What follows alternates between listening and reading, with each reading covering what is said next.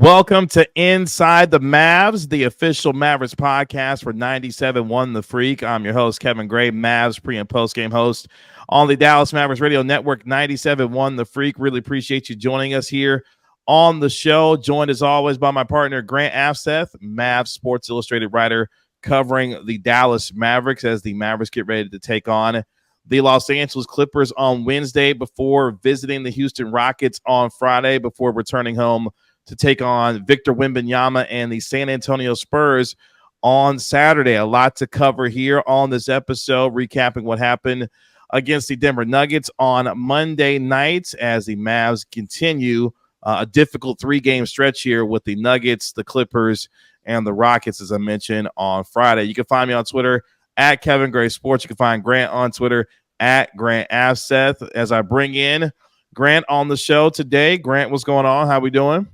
I'm doing pretty good. I'm glad to be back in Dallas after Portland and Denver. Some pretty cold places for sure. So I'm excited for tonight. It will be interesting to watch against the Clippers team that's playing really well for sure. Yeah, Clippers team that's hot right now, having won their last 8 straight games, 9-1 in their last 10, have climbed all the way up to the 6th spot right now, where currently they have the same record as the Dallas Mavericks at 16-10. So James Harden and the Clippers have been playing really good basketball. We'll get into some of that matchup here as the show goes on. And again, you can download and subscribe to the podcast wherever you get your podcast for free. Make sure you give the podcast a 5-star rating and write a review while you're there. Tell your friends and your family to check out Inside the Mavs. You can also watch the show on my YouTube channel at Kevin Gray Sports. You can also watch it on Grant's channel at Grant Afseth. Make sure you subscribe to both our channels there for your latest Mavericks coverage. Before we get to the Clippers game on Wednesday, let's take a quick look back at what happened on Monday in Denver as the Dallas Mavericks unfortunately fall to the Denver Nuggets once again, and also in the process losing the season series even with one game to go in March. Mavericks fall 130-104 on the road. If you had told me, Grant, that the Mavericks would hold Nikola Jokic to single digits in terms of points scored, I would tell you that the Mavericks had a pretty good shot of winning that game, except, Aaron Gordon had other ideas on the night as he went for 21 points, going 7-9 from the field. Jamal Murray had 22 points as well. Nikola on the night had 8 points, 7 assists, and 9 rebounds. Rather pedestrian for the two-time league MVP, but at the same time, it was the others for Denver that really took it to the Mavericks in that game on Monday. Yeah, definitely. I think if you watch the Nuggets a lot, one of the things that you see is the Mavericks are usually one of those aggressive, like double team defensive approaches that, the Joker typically sees. And, I think they just had a hard time accounting for, rotating out of that double team to be able to handle Jamal Murray, Aaron Gordon, and all those other players as well that they have that can make you pay off the ball. And that's just, a big reason why the Nuggets are the reigning champions. They just make you pay so much. You try to take something away, they have a lot of ways to make you pay for it. And I think we continue to see the things that we talk about pretty often about the, lack of size of some of these positions. Like, Aaron Gordon, whether as a cutter or on the glass, made the Mavericks pay at times. And, overall in the half court, it was one area, but in transition, that was also continuing to be a problem.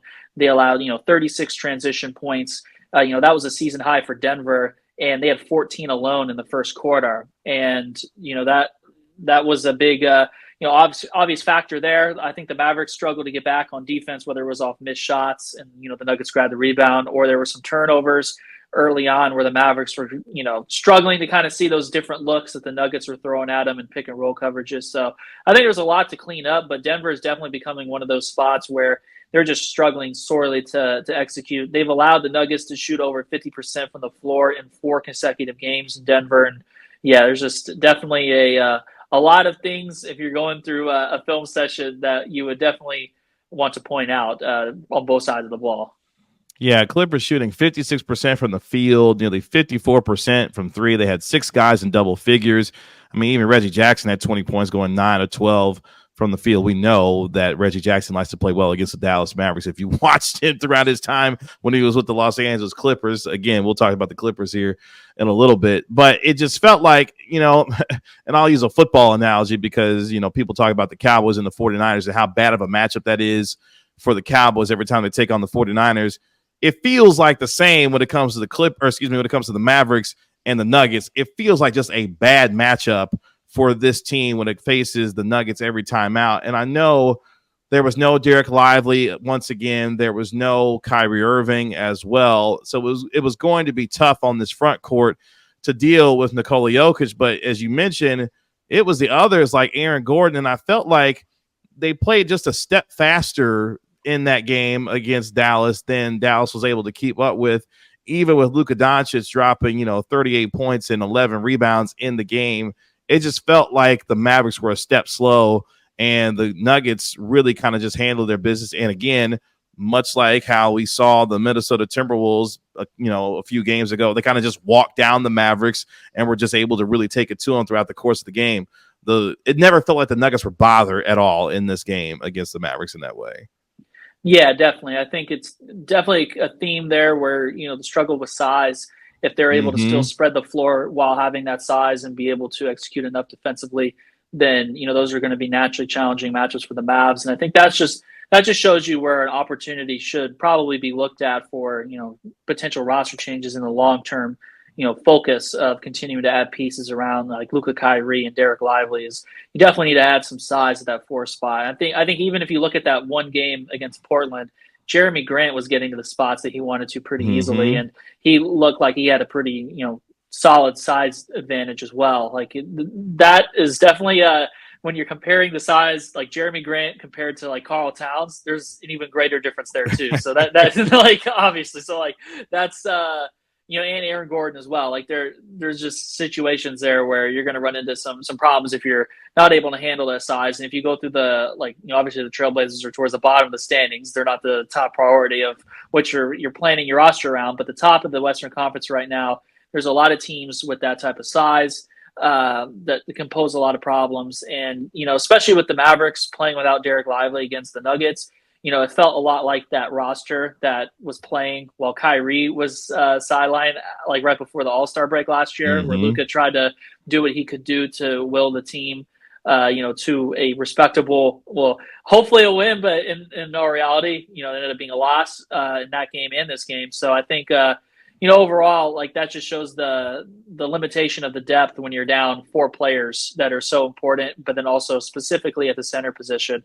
If you're not going to play, guys like a Rashawn Holmes, and you're going to rely maybe on like a smaller option, like like a Markieff Morris than your typical like shot blocking center, that probably also shows another roster area where you might want to investigate some potential options where you have more of that interior presence.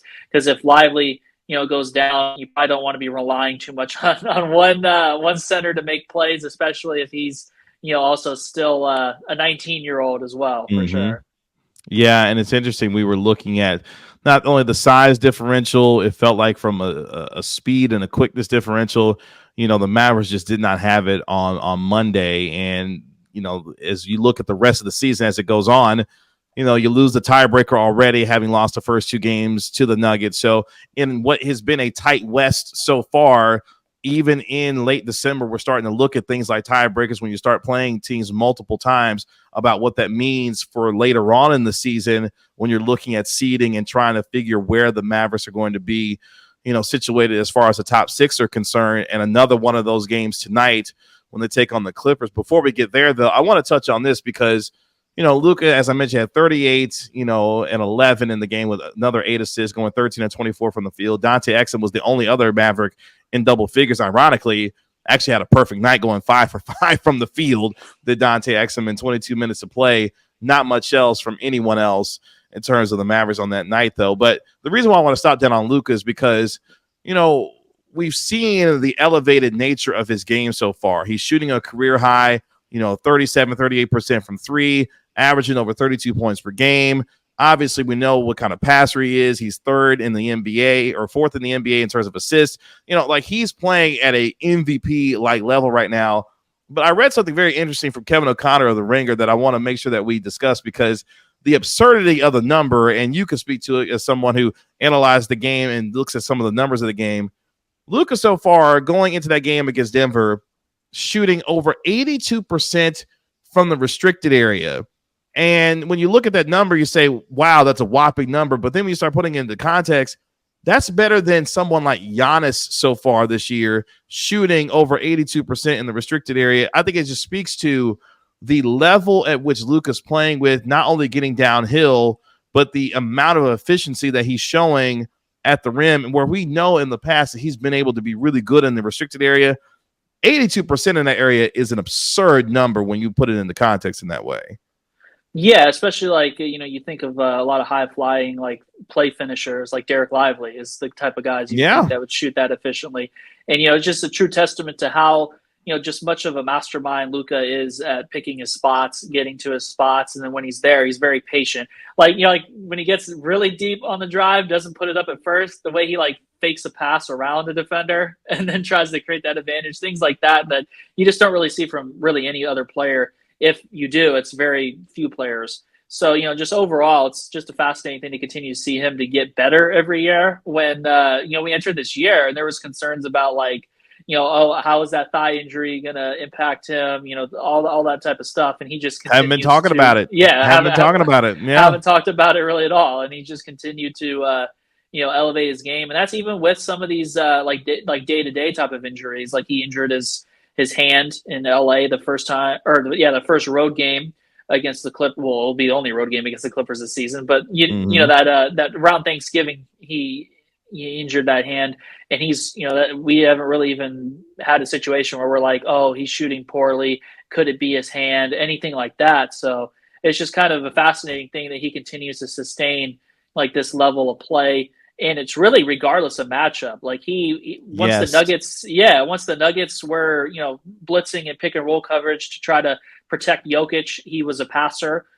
He made the right reads and picked his spots. And once they went to switching 1 through 5, when Jokic was off the floor, he just heated up. He made 6 threes in the second quarter.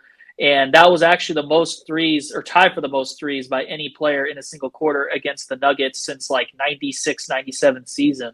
So like once he sees a certain type of coverage, he knows exactly how he's going to attack it. And he's just so good that there's just not really anything the other team can do but just try to keep mixing it up and disrupt his rhythm and hope that, the opposite or his supporting cast doesn't make them pay for daring them to shoot and things of that nature.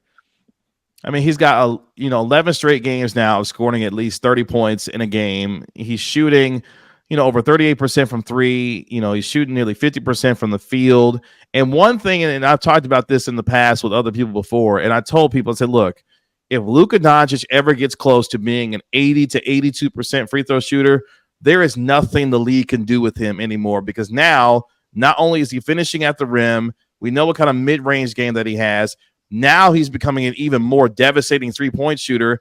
And now when you foul him, he's going to be converting at the free throw line. He's going to be a walking 30 points every single night because he's going to get to the line 7 to 8 times a night. He's going to get 20 to 25 shot attempts every single night as well. He's going to put points on the board. And at this point, that to me is the most fascinating part about this is how do teams now try to find a way to stop him or at least try to slow him down? Because based on the way he's performing and he's playing 37 minutes a night, there's nothing teams can do with him anymore now that he's converting at the free throw line at the rate that he is, which is something that I've been wanting to see if he could develop.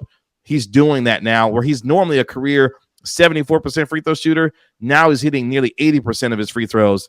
I don't know what teams are going to be able to do with him from now on now. Yeah, definitely. I actually asked him about that in Portland because he was shooting like at that time, the last 5 games, he was shooting like something absurd, like over 95% over that block of games. And he was just saying, like, it's just funny how easy the game is for him. He's just like, I just take my time, and just focus on the details, breathe a little bit. And then it's like, oh, okay, that's cool. like, good for you. Good for you. Yeah. He always, like, anytime you ask him about the game itself, it's just, everything is just so easy to him. It's always interesting. Like some players will give you like a really like comprehensive, like diagnosis of the situation. He's just like, they doubled me. I passed it. They didn't double me. I just, made 6 threes on them, like that was also in Denver. Someone was asking him, what went well for you in that second quarter where you scored like, I forgot exactly how many it was. It was like 22 points or something. Mm-hmm. And he was like, they just started switching 1 through 5. I was like, oh, okay. So then you're just going to destroy them. They start switching. That's as easy as it is. Okay. Yeah. Well, keep All right, going. cool. Right. Yeah. All It's right, just like cool. it's just kind of fascinating the way he processes the game. And you're right.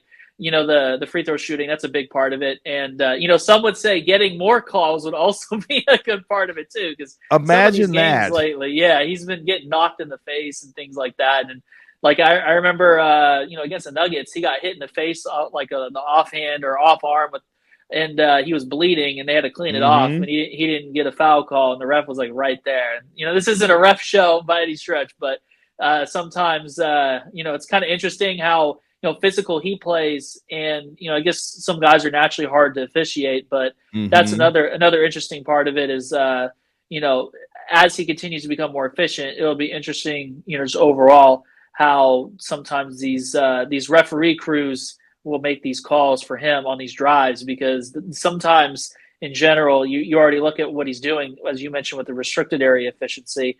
Imagine how much more efficient he'd even be if sometimes you got a little higher percentage of those calls on those drives that aren't ending in a occasional miss that are turning into trips to the free throw line. So I think that'll be another thing as we kind of go throughout the season, just what his volume of free throw attempts are like. Because with Kyrie out and how aggressive he is attacking, you would think that he'd be taking like a good 12 a game plus potentially. So that's something that I'll be interested to see. Whether it's like tonight or throughout the rest of this period where Kyrie will be potentially sidelined for, is just how often he'll get to the free throw line, how efficient he'll be. And, those are important factors too, because that's also a good sign of, how durable, like his stamina he's got going on too, is like, Mm-hmm. whenever you're attacking the paint frequently, getting to the line, finishing with efficiency, on those drives, that's a great sign for someone who's continuing to play over 40 minutes on a consistent basis at this point, putting up 30-point games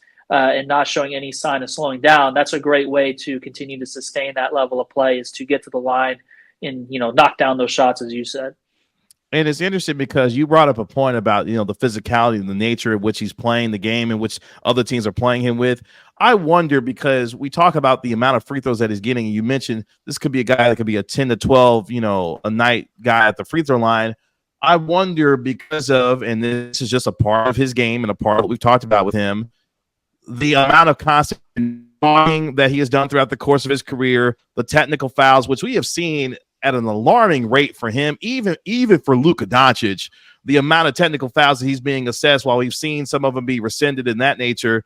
I wonder if he's not getting some of those calls because of the reputation that he's developed as a guy that's a little bit of a hothead at times, and still the difficulty when it comes to officiating him already, that he may be getting some of the quote unquote, I don't know, Shaquille O'Neal treatment when it comes to the inability to get calls because of how physical of a player that he is.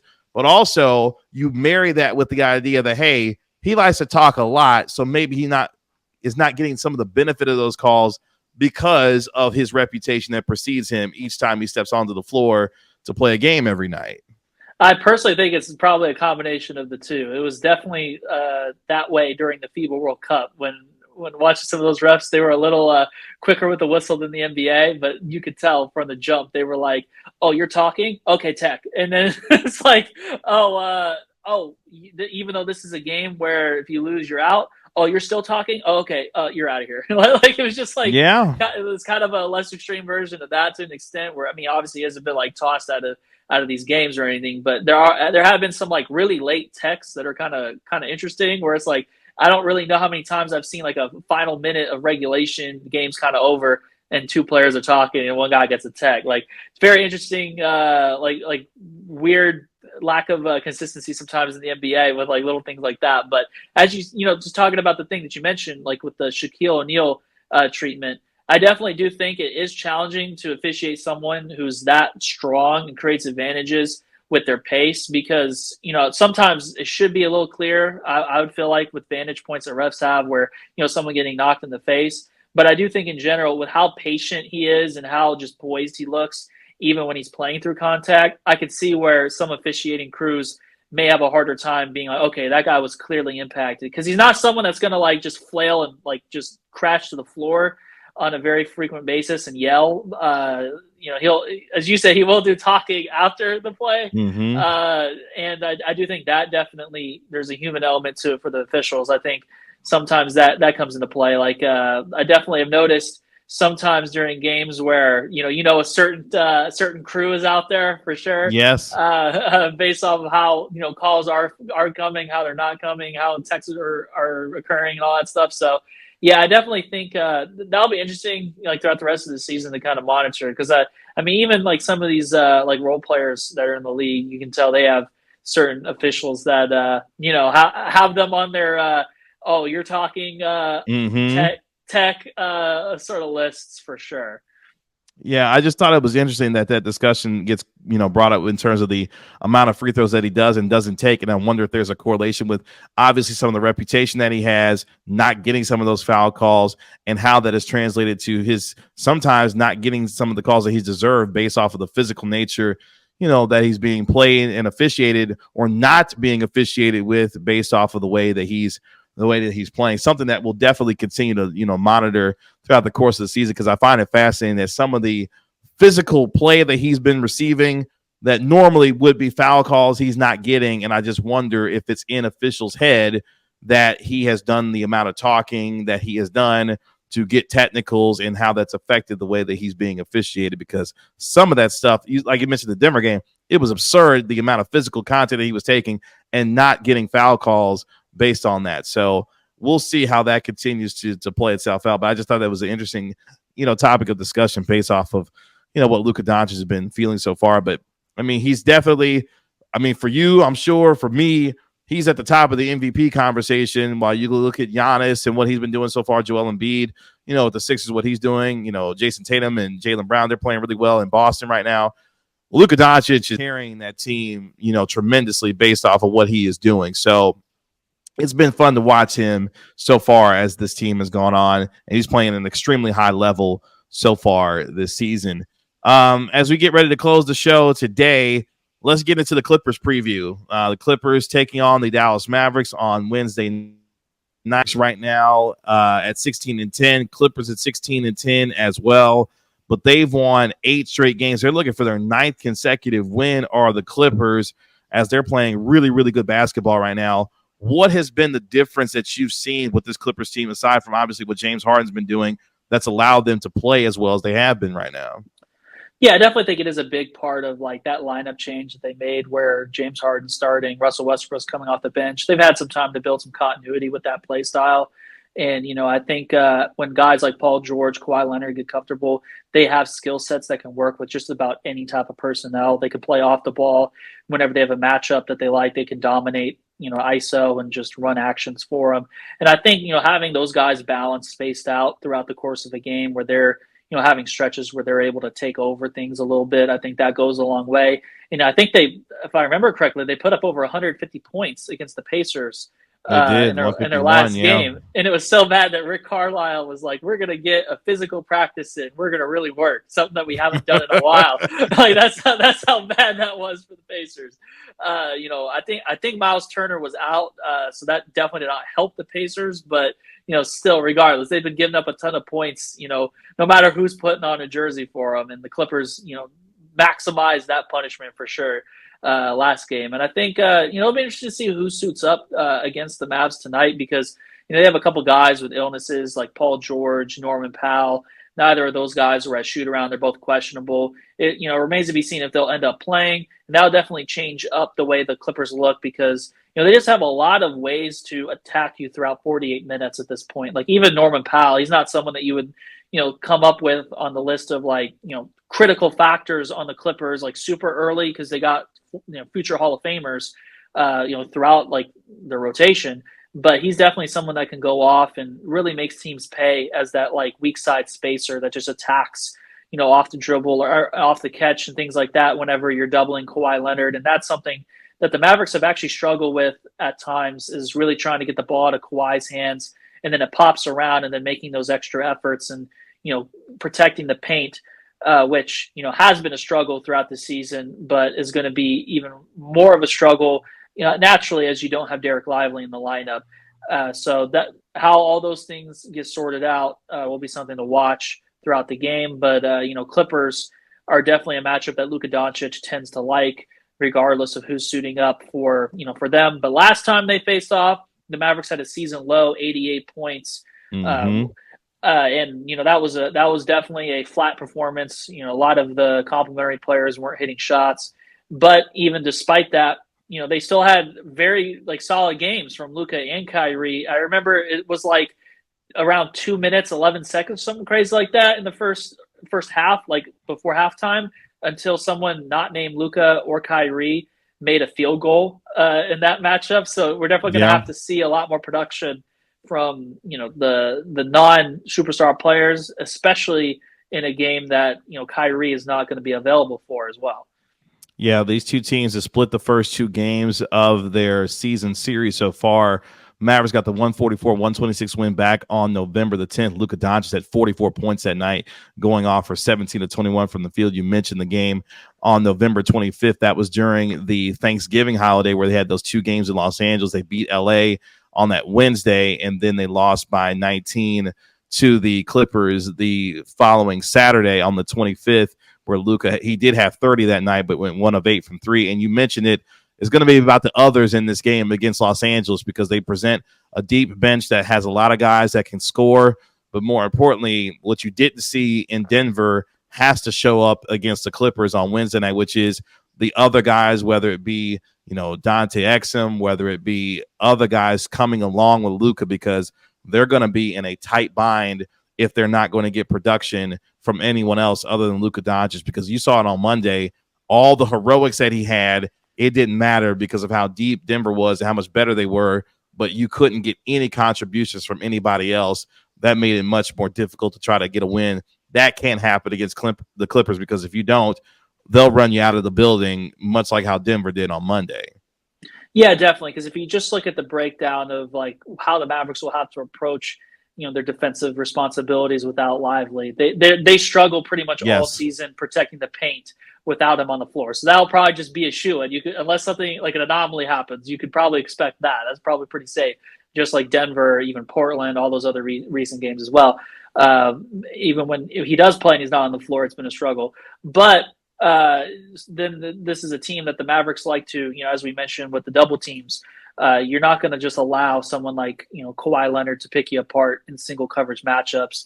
So that's going to put even more stress on the defense, and how they're able to, make those extra efforts as they continue to work on those types of things with their defense will be important, because there was a major letdown against the Nuggets, I felt like, where there's things where, you're just going to have a disadvantage based off personnel, because sometimes, as you said, there's bad matchups. Like, that's just the reality of the situation. Not every team's going to be perfect against every other team in the league, but, there are things that you have to overcompensate for whenever you do know that, this, front court has more size than us. You can't get beat on the glass, especially like ball watching, things like that. And, against the Clippers, they're definitely a team that can spread you out, make you pay. And Zubac is available. He's going to be very active on the boards. He had a big impact in that regard on that, around Thanksgiving matchup that, we talked about. And, that's going to be something to definitely keep an eye on, is how they close plays, because entering the season, that was a big point of emphasis for, this team, and a lot of their commentary was, we got to be better on defense, but we do feel like we do a solid job of forcing misses. We just have to close possessions with getting the rebound. And, they've had some solid games this season doing that, but, without Derek Lively, especially, they're going to have to really hone in on those details and lock in, because a loss, 2 in a row, it's not obviously the end of the world by any stretch, but it starts to add up, because this is, as you said, with the tiebreakers, this is the deciding matchup. Both teams are 1-1 against each other. They only played 3 times on the whole season, so the winner will take the tiebreaker, and you've already lost it with Denver. So then you're in a situation where, you're starting to add up the losing end of the tiebreakers, and you don't want to be a playing team in a perfect world. And, as the seeding continues to develop, it doesn't take you very long to, miss some key players, and all of a sudden you sink down the standings and you're like 7th or 8th in the West. So definitely going to be important to hone in on that. And then, it's not easy to ever play a back-to-back in the NBA, and that's what they have this weekend against 2 in-state rivals. Houston on the road, who are they are very good at Toyota Center. That'll be a challenge. And then, naturally, any team on the second half of back-to-back is going to be a challenge, even if it's the Spurs, who are, struggling to win games on a consistent basis this season after having that lengthy losing streak. So overall, this tonight will be very important for the Mavericks for sure. Yeah, the importance of tonight's game can be overstated, as you mentioned, with the tiebreaker at stake and how this will look as the rest of the season goes on. I want to run it down real quick before we get out of here what the Clippers' win streak has looked like. I mean, they've beaten Golden State, Denver, Utah, Portland, Sacramento, Golden State again, New York, and Indiana. So, the opponents that they've beaten, they've beaten some quality teams here, and they continue their own difficult stretch with Dallas on Wednesday. Then they have a back-to-back when they take on the Oklahoma City Thunder on Thursday, and then they go back home to begin a nice little homestand where they welcome the Boston Celtics to town. So between Dallas, the Thunder, and the Celtics, the Clippers have got a little bit of a difficult stretch right now, but, I mean, they have played extremely efficient basketball. Kawhi Leonard playing well right now. He's playing a lot. Here's the biggest thing. Kawhi Leonard's playing a lot. When he's playing a lot, he's been devastatingly good for them, which is something that we thought if that could happen for the Clippers, him playing consistent long minutes, this team is going to be where they are. And he's had a 40-point game in the midst of this, 34, 31, 36 in the game against the Knicks, a few nights ago. So he's playing terrific basketball, and this team is clicking on all cylinders right now. James Harden is their facilitator. This is the reason why the Clippers wanted him, because now with George, if he plays, Kawhi Leonard, they've got a lot of guys that can do a lot of different things. So really difficult matchup for the Mavericks tonight, as again, they'll fortunately be shorthanded with missing guys like Derek Lively and Kyrie Irving once again. Yeah, definitely. And I think you look at the stretch of, games, as you mentioned, with Kawhi and his production being elevated. A big part of it with this Clippers team is they have just so many options they can rely on that those guys can pick their spots. And honestly, at this point of their careers, something that's been admirable for all four of those, likely future Hall of Famers, whether you're talking about, George, Leonard, Westbrook, or Harden, is that they don't really care about their stats at this point. Like they're willing to have like okay, this isn't my night. I'm shooting, not that great. I have 16 points. Who cares? Like their goal is to win a title. And, that's commonly a cliche. And, there's things that go on for a lot of teams, where you think that's the perception. It's not really what it is. But I think with this Clippers team, that's a sign of something special. And that's a big factor in being able to pull things off, like winning 8 straight games, especially against some of those tougher teams. So, like if George is out, they've been able to pick their spots, in other games to where they can step up and handle that load. And then, if he returns to the lineup, if he did miss tonight, they're able to not miss a beat, in their next matchups, because, they haven't had to, really break too much of a sweat, if you think about it, with having that many options in their offense. So, the Mavericks, it's been a different situation. Luka's had to shoulder a very heavy load, and he's going to be the only all-star that's available tonight. So it'll be, definitely another interesting challenge where the other team's got, quite a few options, whether George plays or not. And Luka will try to pull off something, phenomenal, in his own right. But beyond him, as we said, it takes a lot of help to be able to beat some of these top teams in the Western Conference. So who steps up, who doesn't, it'll be interesting to watch, because, there are plenty of options on this, Clippers team to apply pressure on Luka, and it's going to be very important if they dare someone to shoot that those shots fall. And, whatever interior presence they can have, they're going to need whatever they can get against Zubac. Grant, tell the folks where they can find you. What you got going on, man? Yeah, for sure. You can find just a lot of coverage of the Mavs on DallasBasketball.com. And I'm actually going to be doing some other, content about the other Texas teams this weekend on those other SI sites. I'm not sure who yet, but I'll probably try to interview someone on the Rockets and the Spurs and have something up from there. And, have some Mavs related angles to those conversations as well. So, definitely a lot of work on the SI.com ecosystem for sure. Starting to get fired up as we get toward the quote-unquote unofficial start of the NBA season, with Christmas Day just right around the corner. Things starting to heat up in the association as we get deeper and deeper into this season. Mavericks taking on the Clippers on Wednesday night with pregame, beginning with myself at 7 o'clock on the Dallas Mavericks Radio Network. 97.1 The Freak with tip-off at 7:30 at the American Airlines Center between the Mavericks and the Clippers. You can find me on Twitter at Kevin Gray Sports. Be sure to subscribe to the channel, my channel at Kevin Gray Sports. Subscribe to Grant's channel at Grant Afseth. And follow Inside the Mavs on Twitter at Inside the Mavs, the official account for the Inside the Mavericks podcast, where you can see all of our shows and also everything else related to Inside the Mavs and also Mavs related tweets there also. And you can download and subscribe to the official Mavericks podcast of 97.1 The Freak, Inside the Mavs, on iHeartRadio or wherever you get your podcast for free. Episodes every Monday, Wednesday, and Friday here for Inside the Mavs. That's it for today's show. Really appreciate you joining us. However, and wherever you may be listening to us and watching us, we'll be back on Friday to recap Wednesday's game between the Clippers and the Mavericks. Get you ready for the Rockets taking on the Mavericks and also the Spurs this weekend as well. So a lot to cover on our Friday episode of Inside the Mavs. For Grant, I'm Kevin. This has been the latest episode of Inside the Mavs. We'll talk to you Friday. Peace.